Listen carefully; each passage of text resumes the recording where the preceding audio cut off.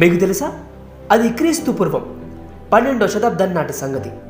సుమారు 10 ఏళ్ళు యుద్ధం చేసిన గ్రీకులు ఎలాగైనా ట్రాయ్ నగరాన్ని దక్కించుకోవాలని ఒక పెద్ద చెక్క గుర్రాన్ని తయారు చేసి కోట ముందు వదిలేసి, మేము ఓడిపోయాం, ఈ గుర్రాన్ని మీకు జ్ఞాపకార్థకంగా కానుకగా ఇస్తున్నామని చెప్పి గ్రీకులు అక్కడి నుంచి పడవలో వెళ్ళిపోయినట్టు యాక్టింగ్ చేశారు. కొద్దిమంది జోస్యులు, పూజారులు, ఓరే నాయన, ఇదేదో తేడాగా ఉంది, దీని నమ్మకండ్రా బాబు అని అరిచి చెప్పిన పాలకులు వినలేదు. ఫ్రీగా గిఫ్ట్ వస్తుంటే వద్దంటారేంటి అని ఆ చెక్క గుర్రాన్ని లాక్కొచ్చి కోటు లోపల పెట్టుకుని గ్రాండ్గా ఉత్సవాలు జరుపుకున్నారు. ఇక్కడే అసలు ట్విస్ట్ ఇచ్చారు గ్రీకులు. ఆ చెక్క గుర్రం లోపల గ్రీకు సైనికులు దాక్కొని ఉన్నారు.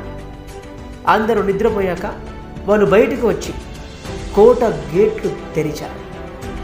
వెళ్ళిపోయినట్టు యాక్టింగ్ చేసిన గ్రీక్ సైన్యం మళ్ళీ తిరిగి వచ్చి ట్రాయ్ నగరాన్ని నామరూపాలు లేకుండా చేసింది. ఇక్కడ మోరల్ ఆఫ్ ది స్టోరీ ఏంటంటే, మన శత్రువులు సడన్గా వచ్చి ఏదైనా ఖరీదైన గిఫ్ట్ ఇచ్చారంటే అది ప్రేమతో ఇచ్చారనుకోవద్దు.